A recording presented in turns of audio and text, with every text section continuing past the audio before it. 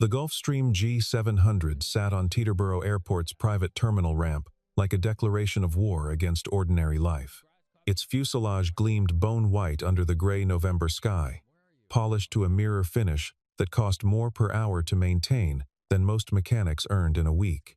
The tail bore the silver insignia of Meridian Aerospace Holdings, a stylized compass rose that Amanda Hayes had personally approved from 300 competing designs, selecting it at 11:30 on a Tuesday night because she approved nothing after midnight and nothing before 6 in the morning and nothing ever that did not meet her exact specifications on the first submission.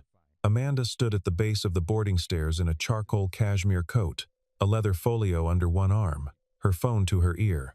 She was 38 years old, angular in the way that certain women become when ambition carves away everything soft, and she had a habit of looking at whatever she was addressing, a subordinate, a document, an airport terminal, as though calculating its replacement cost. "Marcus, I need the Fairbanks projection revised before we land," she said into the phone. "The acquisition numbers on page 47 assume a 30-day regulatory window." "That's optimistic. Make it 60, rework the cash flow, and have it in my inbox by the time we're wheels down." She paused. "I don't care what time it is in Seattle. Revise it."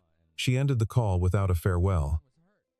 Behind her, two assistants worked in silent choreography, transferring garment bags and a titanium briefcase from an SUV into the cargo hold. Amanda glanced at her watch, a stainless Patek Philippe, slim and severe, and then toward the terminal doors as they slid open. A man walked out, carrying a child. The girl was perhaps 8 years old, with pale blonde hair in a loose braid and an expression of concentrated wonder on her face, as though Teterboro Airport were the most remarkable thing she had encountered in some time. She wore a bright red wool coat with wooden toggle buttons, slightly too large for her frame, and she held her father's hand with both of hers while looking at the aircraft with wide gray eyes. The man was Amanda's mind, supplied the word, before she could stop it unremarkable. He was in his early 40s, broad-shouldered, wearing a quilted work jacket that had been dark green once and was now the color of old moss. His boots were steel-toed and scarred. He carried a hard-shell duffel bag over one shoulder and a small medical tote, the kind with the red cross printed in the corner, in his other hand. His jaw was heavy with 2 days of stubble, and he moved through the terminal exit with the unhurried economy of a man who had stopped being impressed by things a long time ago. Amanda turned to her head of operations, a narrow-faced man named Preston Hollis, who carried his tablet like a shield. "Who is that?" she said. Preston cleared his throat. "Daniel Brooks. He and his daughter were confirmed this morning. There was a weather closure at JFK, all commercial traffic to Fairbanks, grounded until Saturday. The Teterboro ops manager, Raymond Welch, authorized the addition. Brooks apparently assisted with a fuel system diagnostic during a ground emergency last winter. Welch owed him a favor. "I run a private aviation company," Amanda said. "Not a favor economy." "Yes, ma'am. I can. It's fine." She turned back to her folio, flipping to the revised cabin roster. "Seat him in the rear section. And tell the flight crew I want wheels up in 11 minutes. She was already moving up the stairs when she heard the child say something that made her pause for reasons she could not immediately identify. "Dad," the girl said, in a voice that carried the casual certainty of a child who has not yet learned to whisper. "Why are you making that face at the engine?" Amanda turned slightly. Daniel Brooks had stopped at the base of the stairs and was looking at the left engine nacelle with an expression she recognized because she had seen it on auditors reviewing financial statements, the expression of a person who has found something that does not match what the documentation says it should be. "It's nothing, Lily," he said. His voice was low, steady, and entirely calm. He lingered 3 more seconds. Then he took his daughter's hand and walked up the stairs. Amanda watched him go. Then she watched the left engine for a moment, which told her nothing, because she ran an aviation company and had not once looked at an engine the way that man just had. She turned back to her phone and told herself it was nothing. Inside, the Gulfstream's cabin was configured for productivity rather than comfort. A conference table forward, 4 facing club seats in the center, a sleeping berth and lavatory aft. The rear section, where Preston had seated Daniel and Lily, was separated from the main cabin by a frosted glass partition. Amanda settled at the conference table. Her second assistant, a young woman named Claire Oates, set out a ceramic cup of black coffee, a printed briefing packet, and a backup phone already charged to 90%. Amanda connected to the cabin Wi-Fi, confirmed the board meeting connection would be available in flight, and pulled up the Fairbanks acquisition model. She did not think about the man in the green jacket or the face he had made at the left engine. She was very good at not thinking about things. The G700 broke through the low ceiling over New Jersey and climbed into a gray sky that promised nothing pleasant. Amanda was mid-sentence in a presentation to the board, 12 faces arranged in a grid on her laptop screen, most of them older than her, most of them still not entirely comfortable with the fact that she held the position she held when the aircraft began, very subtly, to change its sound. She noticed it the way she noticed discrepancies in financial reports. Not consciously, at first, but as an irritation in the periphery of her attention. A variation in engine tone, a slight asymmetry in the vibration transmitting through the cabin floor into the soles of her shoes. The Fairbanks terminal acquisition represents a 42% increase in our northern corridor capacity, she said, which positions us to capture freight contracts currently going to... The vibration changed. It was not violent. It was subtle and wrong. The way a single, incorrect instrument in an orchestra is subtle and wrong, not loud enough to interrupt, but precise enough that those who know music hear it instantly. Amanda kept talking. On the screen, 12 faces registered nothing unusual. In the rear section, behind the frosted glass, Daniel Brooks stopped reading the aviation repair manual he had pulled from his duffel bag and put his hand flat against the fuselage wall. Lily looked up from her coloring book. "Dad? Hold on a minute, sweetheart." He pressed his palm harder against the wall. He was listening with his hand, the way a physician listens with a stethoscope, not for volume but for character. The vibration had a specific harmonic signature that his body recognized before his mind fully articulated it. He unbuckled his seatbelt. "Sir." The flight attendant, a composed woman named Susan, moved toward him immediately. "We're still in initial climb. I need you to..." "Where's the senior pilot?" Daniel said. "Mr. Brooks, I have to ask you to. The left engine fuel control valve is cycling irregularly. It may be an icing event in the secondary fuel line, or it may be a failing actuator. But either way, within the next 15 to 20 minutes, that engine is going to do something your pilots are not going to like." He said this without drama, without raising his voice, without any of the urgency the information seemed to warrant. And the flatness of his delivery was, somehow, more alarming than panic would have been. "I need to speak with your senior pilot, please." Susan stared at him for 1 second. Then she went forward. Behind her, Lily opened her coloring book and selected a green crayon with the deliberateness of a child who trusts her father completely and has no reason to be afraid. Amanda's board meeting ended when the aircraft gave a single violent shudder. The lights flickered to emergency amber, and the warning tone, a steady, insistent pulse, began sounding from the cockpit. On her laptop screen, 12 faces shifted from polite attention to alarm. And then, the connection dropped. The left engine was on fire. Not catastrophically, not the cinematic bloom of orange and black that the word suggests, but a sustained thermal event in the nacelle, visible from the left side windows as a bright smear against the gray sky. The fire suppression system discharged automatically. The engine spooled down. The aircraft banked slightly as the autopilot compensated for asymmetric thrust, and then nothing. The right engine was working. The aircraft was flying. A G700 can fly on one engine. These were the rational facts. Amanda Hayes was very good at rational facts. She sat at the conference table with her hands flat on the surface and breathed through her nose and focused on rational facts. And then the cockpit door opened, and the co-pilot, young, white-faced, his professional composure stretched very thin, came into the cabin. "Miss Hayes, the backup fuel system is not responding."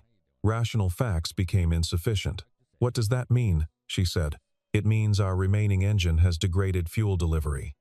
We have approximately 30 to 40 minutes of normal flight before we begin to experience power loss. We're identifying emergency landing options now. But the terrain below us, he stopped. We have a problem. Amanda Hayes, who had navigated hostile acquisitions, regulatory investigations, and a board election that had lasted 11 months, sat in her own aircraft above the Alaska Range and understood for the first time in her adult life what it felt like to not be in control of the outcome. The frosted glass partition slid open. Daniel Brooks stepped through it. He had his duffel bag over one shoulder and was already unzipping the outer pocket. "I told your flight attendant 20 minutes ago," he said, looking at the co-pilot rather than at Amanda. "How long has the left engine been cycling irregularly? Since how did you? How long?" 40 minutes, maybe 45. Daniel nodded as though this confirmed something he had already calculated. The secondary fuel line has an ice plug. It's a design vulnerability in this fuel management controller. There's a service bulletin from 2 years ago that addresses it, but the fix requires a specific heating element installation. He looked at the co-pilot steadily. "Your right engine is now experiencing the same icing event in its primary fuel control circuit because the two systems share a heat exchange manifold. You have less than 30 minutes before it cascades." He paused. "I need access to the avionics and fuel system service bay. I need a number 3 Phillips, a 1/4-inch hex driver, and whatever emergency heat tape you have in your ground service kit." The co-pilot looked at Amanda. Amanda Hayes had spent 15 years making fast decisions with incomplete information, and she had learned to read the difference between confidence built on knowledge and confidence built on bluffing. Daniel Brooks was not bluffing. She could not have explained how she knew this. She knew it the way she knew when a financial projection was fabricated not from a single data point, but from the texture of everything she was seeing. "Give him what he needs," she said. "The service bay on a Gulfstream G700 is not designed for emergency access in flight. It is a long, narrow compartment running along the lower fuselage spine, accessible through a hatch behind the main cabin lavatory, populated with wiring harnesses, black boxes, fuel system components, and the cold intention of the aircraft's nervous system. In normal operations, it is accessed on the ground by certified maintenance technicians with a full tool complement and several hours of uninterrupted time. Daniel Brooks went into it while the aircraft was bucking through mountain turbulence at 31,000 feet, with one engine degraded and the other counting down. Amanda watched him disappear through the hatch. She had moved to the rear section of the cabin, not because she had any rational reason to be closer to the hatch, but because she found that she could not remain at the conference table. Lily was still in her seat, coloring. She had selected a blue crayon and was working on what appeared to be a sky with clouds, and she was humming something quiet and without melody. "Are you all right?" Amanda asked. The question came out with a precision she hadn't intended. Clipped, professional, the tone she used with subordinates' children at company events. Lily looked up. Her eyes were gray and very calm. "Dad knows how planes work," she said. "He fixed the boiler at our apartment building twice, and the elevator. And he fixed Mr. Vasquez's truck for free because Mr. Vasquez drives his mom to chemo." She returned to her coloring. "Dad's good at things that are broken." Amanda sat down across from her. Not because she planned to, because her legs decided it. "Are you good at things that are broken?" Lily asked, without looking up. Amanda opened her mouth. Closed it. "I'm better at preventing things from breaking in the first place," she said finally. "But something broke," Lily observed. "Yes," Amanda said. "Something broke, from inside the hatch." The sound of tools methodical, unhurried, the percussion of careful work. The aircraft shuddered. From the hatch came a brief grunt of effort, then silence, then the tools again. Amanda looked at the medical tote Daniel had left on the seat beside his daughter. Through its clear side panel, she could see Thomas, Fairbanks Regional Medical Center. She looked at Lily's coloring book. The girl was pressing lightly, carefully, using the edge of the crayon to achieve gradients. "What's your name?" Lily asked. "Amanda. Are you important?" The question landed with the specific accuracy that only children, and certain surgical instruments achieve. A lot of people seem to think so, Amanda said. Dad says that people who spend a lot of time being important sometimes forget to be happy. Lily selected a yellow crayon. Are you happy?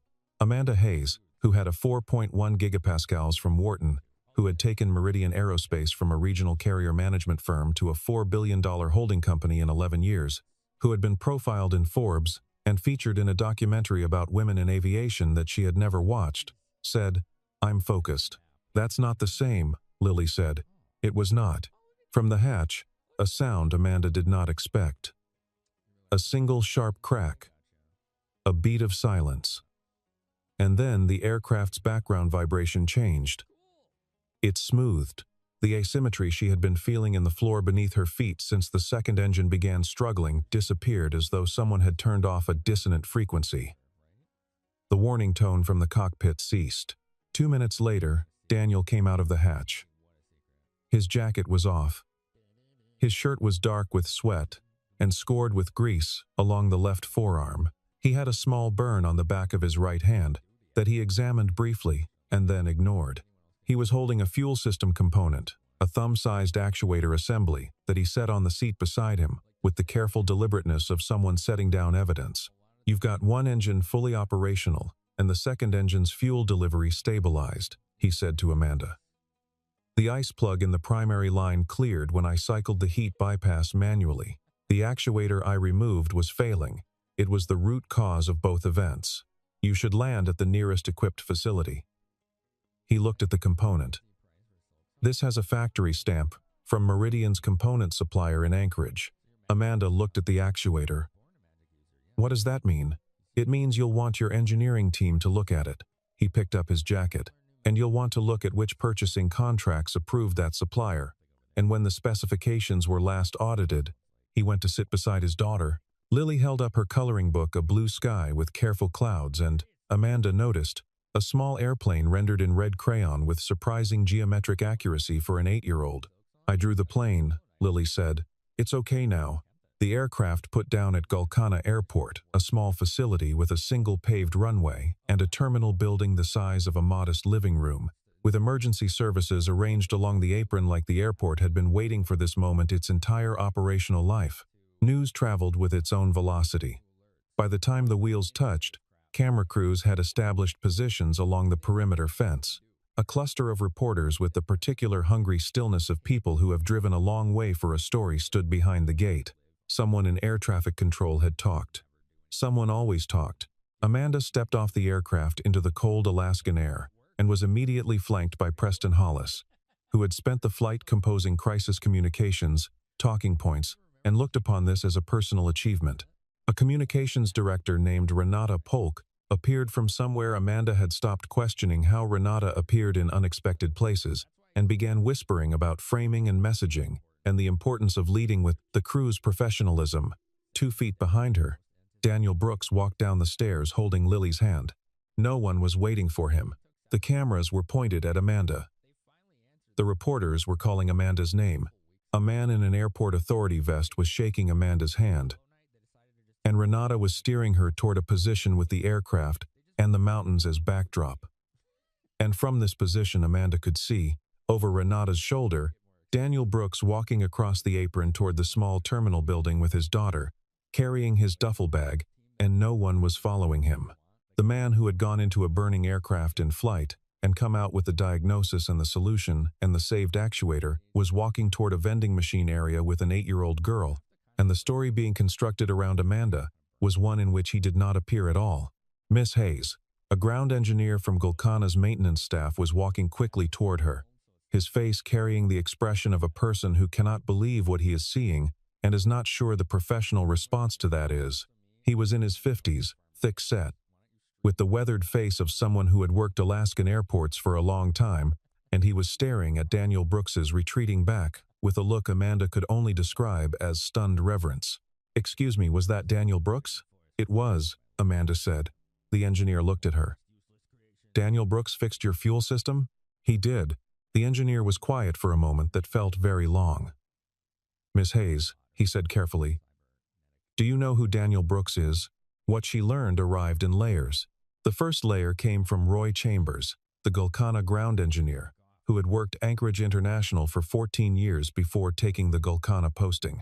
Roy knew the name Daniel Brooks, the way mechanics of a certain generation knew the names of people whose work they had been trained on, without knowing it, the way a programmer might recognize the name of a language architect, or a surgeon might know the name of the person who developed the technique he uses every day. Daniel Brooks, Roy explained, with the careful pace of a man selecting words to convey something large, had spent 6 years at a defense contractor called Vantair Systems, which no longer existed under that name, but whose fuel management architecture and thermal regulation systems had been licensed and integrated into approximately 40% of the private aviation fleet currently operating in North America. He had filed 17 patents in 4 years.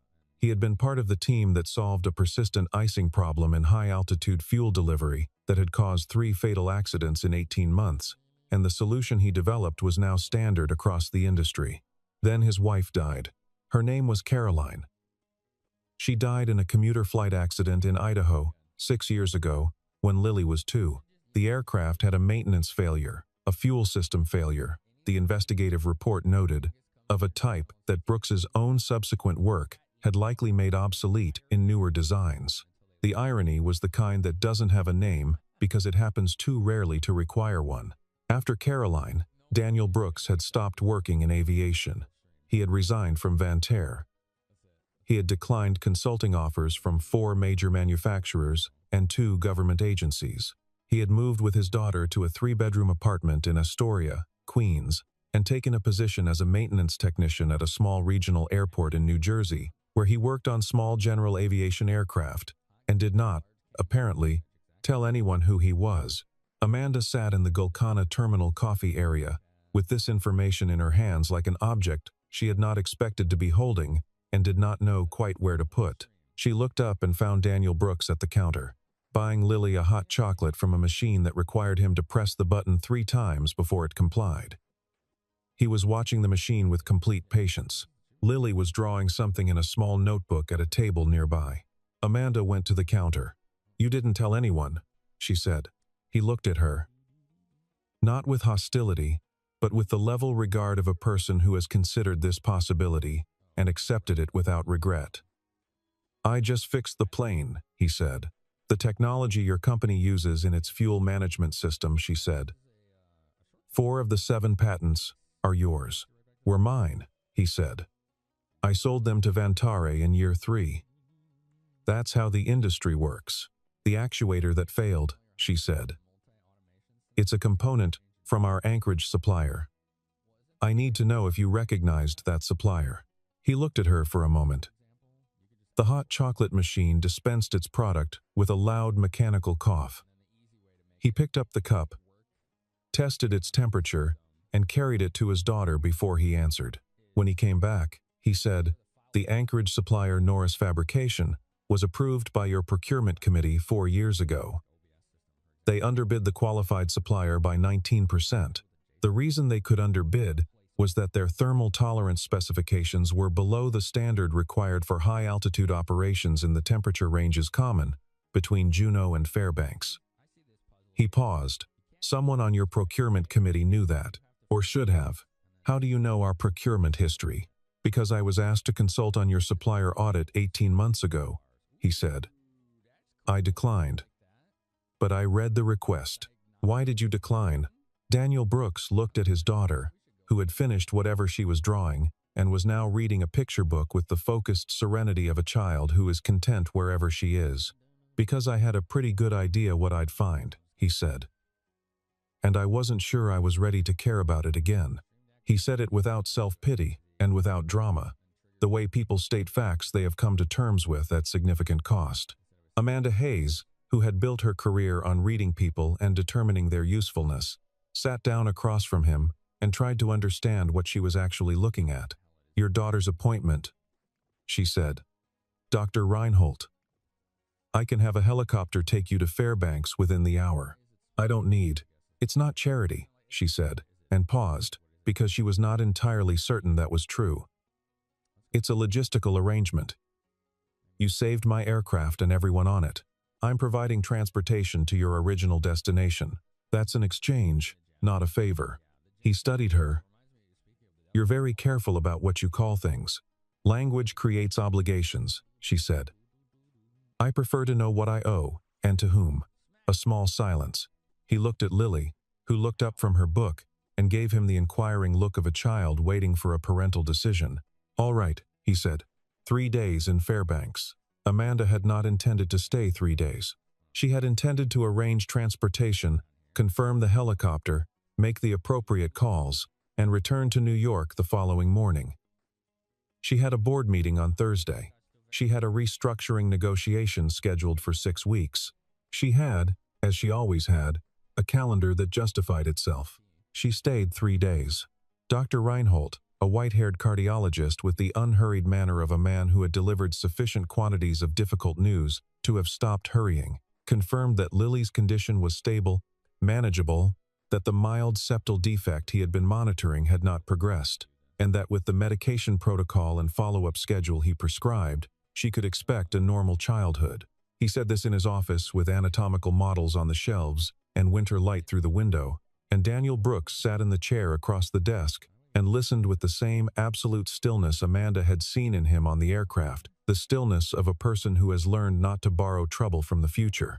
She waited in the hallway and told herself it was because she needed to confirm the helicopter arrangement with the pilot. The pilot didn't require confirmation. She was waiting because something had happened in that aircraft that she had not yet finished processing. And she found that she wanted to be near the source of it a little longer. That evening, in the hotel restaurant, a quiet place with timber-frame ceilings and views of the Chena River, she and Daniel and Lily had dinner because the alternatives at that hour were limited, and because Lily had asked, with the direct simplicity of a child who has not yet learned to interrogate her own desires. "Are you eating with us?" Amanda had said yes before she understood she was going to. "Do you cook?" Lily asked. Over a plate of salmon she was eating, with the methodical efficiency of a child who has been taught to finish what she orders. "No," Amanda said. "I have a service." "A service?" "People who prepare meals. A delivery service." Lily processed this. "Do you eat alone?" "Usually. Doesn't that make you sad?" Daniel, across the table, looked at his salmon. He did not rescue Amanda from the question, which she noticed and found simultaneously irritating and unexpectedly respectful, as though he trusted her to manage an 8-year-old's directness without intervention. "I don't think about it," Amanda said. "That's what Dad used to say," Lily said. "After Mom died, he used to say he didn't think about it. But then I'd find him sitting in the kitchen at night not eating anything, just sitting there. So I think maybe not thinking about it and being sad about it are the same thing sometimes." She said this with the tone of someone reporting an observation, not delivering a judgment, and returned to her salmon. Daniel looked up from his plate and met Amanda's eyes. She saw in his face something she recognized from financial reports. When the numbers revealed something, the narrative was trying to hide a truth that surface management had not quite succeeded in concealing. The second day, she walked past the airfield on the south side of town and found him there. He was working on a 1978 Cessna 182 that belonged, she would later learn, to a small nonprofit called Reach North, which provided air transport for medical cases in remote communities and operated on grants, donations, and the generosity of mechanics who sometimes appeared without being asked. The Cessna needed a carburetor rebuild and a rewiring of its avionics bus. And Daniel was doing both without pay. In the cold. With borrowed tools. She stood at the fence and watched him work. He worked the way some people read, with complete absorption. The external world present, but not intrusive. His hands moved with the certainty of someone for whom the gap between intention and execution is very small. She took the failed actuator from her coat pocket and looked at the Norris fabrication stamp on its side. She thought about her vice president of operations, Gregory Swell, fastidious, politically skilled Gregory Swell, who had been at Meridian for 9 years and who had managed the Anchorage supplier relationship from its inception. She thought about the fact that Gregory Swell had also been, 11 years ago, a senior project manager at Vantair Systems, the same company where Daniel Brooks had worked. The same company from which Daniel Brooks had resigned. the same company whose supplier relationships had followed Gregory Swell to Meridian with the loyalty of well-trained dogs. She called Preston Hollis. Pull everything on the Norris fabrication contract. Approval chain, specification, compliance, documentation, inspection waivers, everything. Miss Hayes, is there a everything, Preston? By tomorrow morning. She put the phone in her pocket and looked at Daniel Brooks on the other side of the fence. And she understood, with the cold precision of an analyst looking at numbers that tell a story no one wanted told, that the actuator in her pocket was not the extent of the problem. Preston's report arrived at 6 in the morning, and Amanda read it in bed with the particular focused attention she gave to documents that frightened her. The Norris fabrication contract was bad. It was bad in the specific, documented, traceable way that corporate malfeasance becomes when ambition and corner-cutting coexist long enough. Not a single dramatic decision, but a series of small compromises that accumulated into something that would be, in the light of an emergency landing on an Alaskan airstrip, very difficult to explain to a safety board. The specification waivers were signed by Gregory Swell. The inspection reports, 3 of which contained flagged items, downgraded from required action to advisory, without supporting documentation, passed through Gregory Swell's department. The original qualified supplier, Cascade Precision Systems, had been removed from the approved vendor list on a recommendation that Gregory Swell had drafted personally, citing a pricing review conducted using data that Norris Fabrication had provided. And there was one more thing. Daniel Brooks' name appeared in an archived email chain from 7 years ago. He had been a consultant, briefly, for a competitor analysis that Vantair had commissioned regarding the private aviation component market. In that report, Daniel had specifically identified Norris Fabrication as a supplier with substandard thermal specifications. The report had been marked internal, but Gregory Swell had been at Vantair in a senior position at that time. He would have read it. He had known. He had brought the supplier to Meridian anyway. Amanda put down the report and looked at the ceiling. She could manage this. She had managed worse. The correct procedure was to brief legal counsel, commission an independent audit, manage the disclosure process carefully, protect the company's position while cooperating fully with the relevant safety authorities. This was exactly the kind of crisis for which she had built a team, and the team was good. The question she was sitting with was not procedural.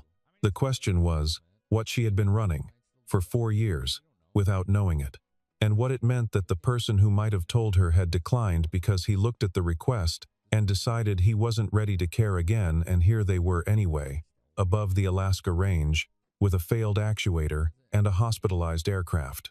She called Gregory Swell at 7 in the morning. He answered on the second ring. He always answered on the second ring, which she had always read as professionalism, and now read as something else entirely. "Amanda," he said warmly, "how are you holding up? I heard about the emergency landing. Thank God I'm looking at the Norris Fabrication specification waivers," she said. "The ones you signed." A silence that lasted precisely 1 beat too long. "Those were routine operational decisions. Gregory," she said. "Don't." Another silence. She could hear him recalibrating. "You should have legal counsel present before we have this conversation," he said, his voice now stripped of warmth. "You knew about the thermal specification deficiency," she said. "You had it in writing. You approved the supplier anyway. And you suppressed the original audit finding. Amanda, I'm placing you on administrative leave effective immediately," she said. "Human resources will be in contact within the hour. Do not access any company systems." She ended the call. She sat with the silence for a moment. Then she called Daniel Brooks. He answered after 4 rings, which she suspected meant he had looked at the number and decided whether to answer rather than answering automatically. "Good morning," he said. "I need to talk to you," she said. "I assumed," he said.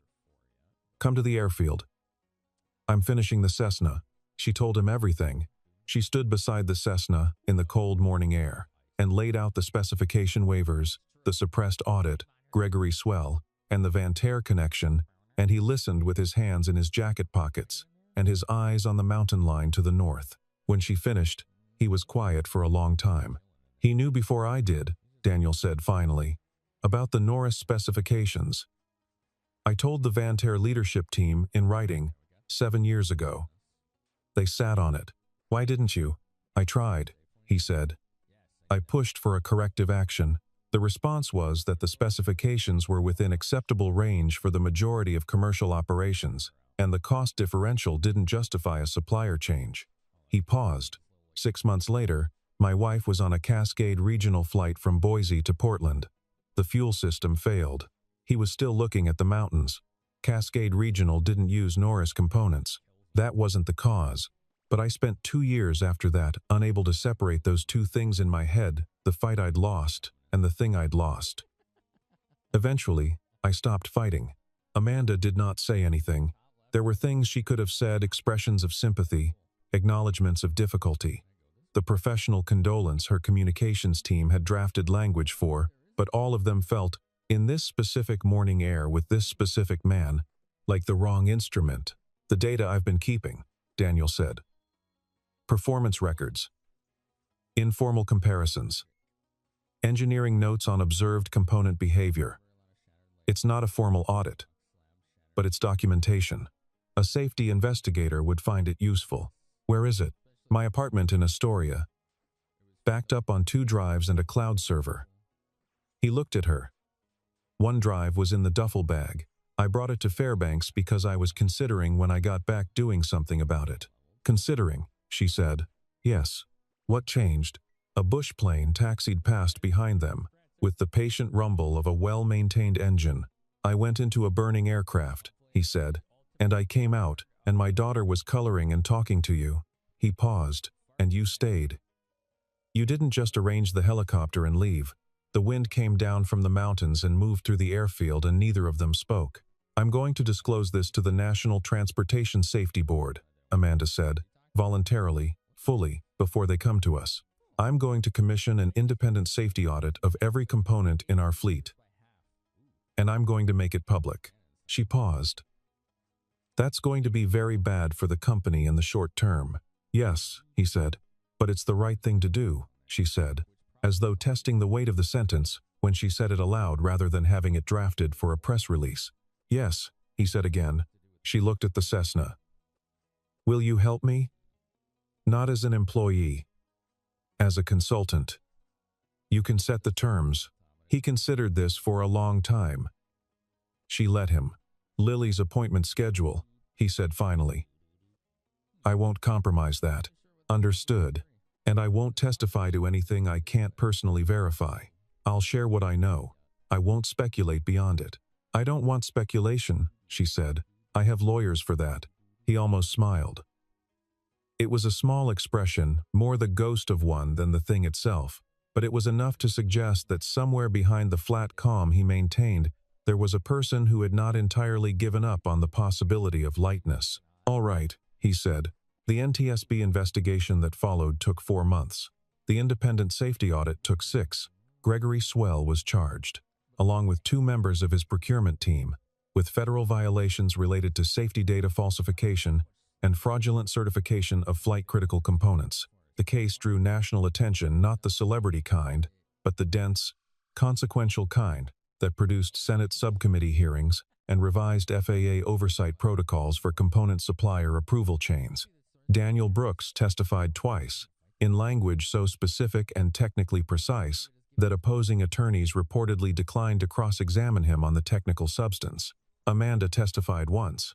Her testimony was notable for its completeness and its refusal of the careful hedges her lawyers had recommended. She said what she knew, when she had known it, and what she had failed to ask that she should have asked, without qualification.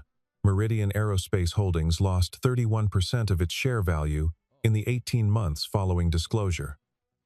Amanda was named in a shareholder lawsuit that was ultimately settled. She retained her position by a board vote of 7-5, which Preston Hollis described as a close call, and which Amanda described as a majority. She kept the failed actuator on her desk. Preston asked her once, why? She told him it was a reminder that the savings from a 19% procurement discount had proved, in total, considerably more expensive than the qualified supplier would have been. A year later, Teterboro Airport. The same private terminal, though the Gulfstream had been replaced, it was in investigation custody with a leased aircraft, smaller and less impressive, which Amanda had decided she preferred. The scholarship fund was called the Caroline Brooks Technical Foundation. It funded post-secondary education for students pursuing aviation engineering and maintenance certification, with a particular focus on candidates from rural and low-income backgrounds. In its first year, it had supported 11 students at 4 institutions. Daniel had not named it, Amanda had, and when she told him what she planned to call it, he had looked at the window for a moment, and then said all right in the tone of someone who has learned to let good things happen, without immediately taking them apart to understand how they work. He was working as a technical safety consultant for Meridian 3 days a week. The other 4 days he was with Lily, who had started a program in which she was learning to identify aircraft by their engine sound, a skill she appeared to be developing with alarming speed and complete spontaneous enthusiasm, supplemented by a library of aeronautical reference books she had begun acquiring from the used bookstore near their apartment, with the focused acquisitiveness of a collector. The afternoon was November again, gray and cold, the airport busy with the purposeful energy of late-season freight operations. Lily stood at the fence line, watching a regional turboprop execute a crosswind landing with considerable style. "Dad," she said, "that one came in a little sideways." "That's a crab approach," Daniel said, standing beside her. The pilot points the nose into the wind, so the aircraft tracks straight while the fuselage is angled. She straightens it out just before the wheels touch. "How do you know the pilot's a she?" "I don't. I said she, because your friend Miss Hayes is standing here, and I thought she'd appreciate the pronoun." Amanda, standing on his other side with her coat collar turned up against the November wind, looked at him. He was looking at the runway with the faint almost smile. She looked at the runway too. The first-year foundation numbers came in this morning. 11 students enrolled. 9 on track to complete their first semester. One of them, a 20-year-old from Juneau named Marcus Tiedemann, wrote to say he wants to work on safety systems, the kind that actually keep people alive, not the kind that look good on compliance forms. Daniel watched the turboprop roll out down the runway. "That's good," he said. "I thought so." Lily had turned from the fence and was looking at both of them with the calm, evaluative expression of a 9-year-old who has been observing adults long enough to have developed theories about them and reasonable confidence in her own ability to nudge situations in the direction she prefers. "Are you two going to have dinner tonight?" she asked. "Lily," Daniel said. "I'm just asking," Lily said. "Because it's cold, and I want soup, and the Thai place near the terminal has the kind I like, and it has tables for 3. Amanda looked at Daniel. He looked at Amanda with the expression of a man who has learned, at some cost, the difference between what he can control and what he should simply allow. 3, Amanda said. Lily nodded with the satisfaction of a calculation that had come out correctly. She turned back to the fence. Another aircraft was turning final. Its landing lights 2 white points in the gray afternoon. "That one's coming in clean," she said. It was. They ate soup at the Thai place near the terminal. A warm, low-lit room that smelled of lemongrass and cardamom, with mismatched chairs and a chalkboard menu, and the comfortable disorder of a restaurant that has been serving the same neighborhood for a long time without needing to be anything other than what it is. Lily had the coconut curry. Daniel had the tom kha. Amanda, who maintained a standing reservation at a Michelin 2-star in Tribeca that she used approximately twice a year, and had eaten at 4-star restaurants on 4 continents, ordered the same soup as Daniel, without thinking about it, until she had already done it.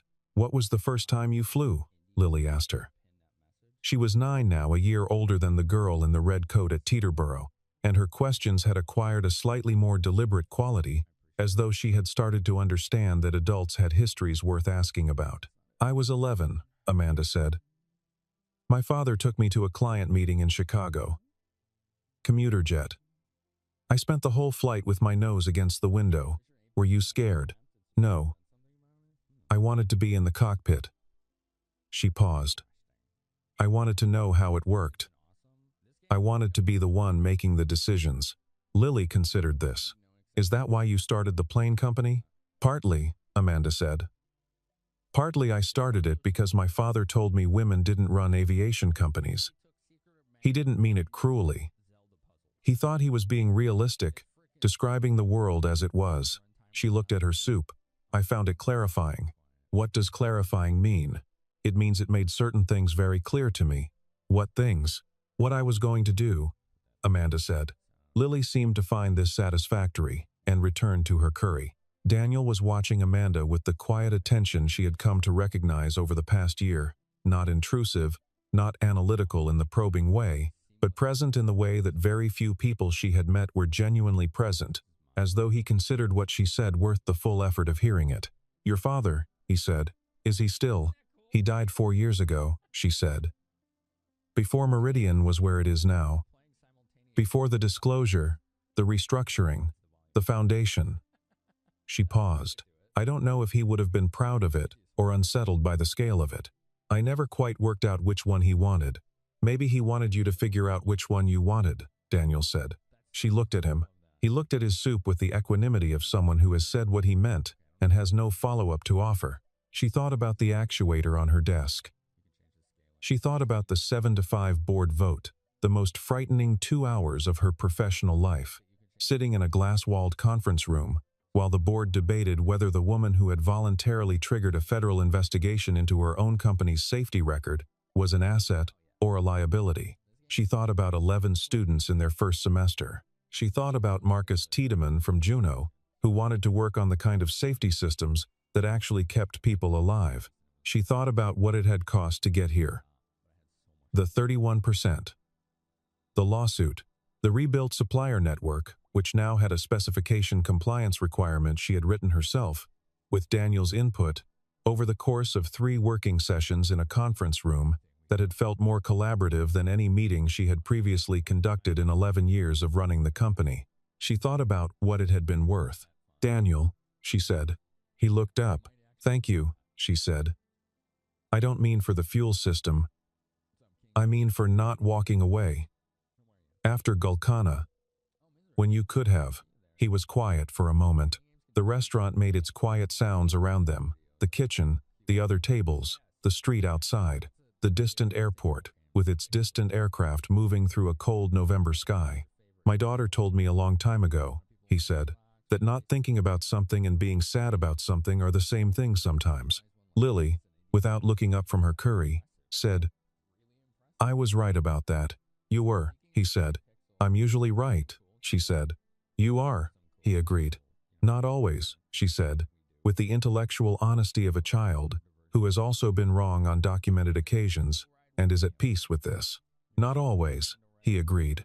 Amanda looked at the two of them, the man in the moss-green jacket, the girl with the loose blonde braid, at a table for 3 in a restaurant near an airport, and felt something shift in her chest that she would have previously described as an anomaly, something to be identified and managed, and if possible, resolved through the application of sufficient focused attention. She did not try to resolve it now. She sat with it the way Daniel sat with problems, before he solved them, not fighting the reality of what was in front of him, but attending to it fully until he understood what it actually required. What it required, she was finding, was not resolution. It was presence. She picked up her soup spoon. Outside, through the restaurant window, an aircraft climbed out over the field and turned north. Its navigation lights tracing a slow arc against the dark sky. It rose and kept rising until it was a point of light among the other points of light, indistinguishable to anyone who did not know what they were looking at, perfectly clear to those who did. She watched it until it was gone. Then she looked at the table at Daniel, who was telling Lily something about crab approaches and why they were used instead of the alternative, and at Lily, who was correcting him on a detail with the serenity of someone who has absorbed information from reference books and trusts the information completely, and she thought, for the first time in a long time, about what it meant to know who was beside you, not as a professional asset, not as a tactical arrangement, not as an obligation or an exchange or a favor carefully renamed, just who. The aircraft was gone. The sky was clear above the terminal lights. The soup was warm. Lily was explaining crosswind approaches to her father, with the focused certainty of a 9-year-old who has decided she is going to learn everything about flight and has no intention of stopping. Amanda Hayes, who had taken everything she had ever been given and turned it into something that was all hers, stayed at the table for 3 and let the evening come. It was enough.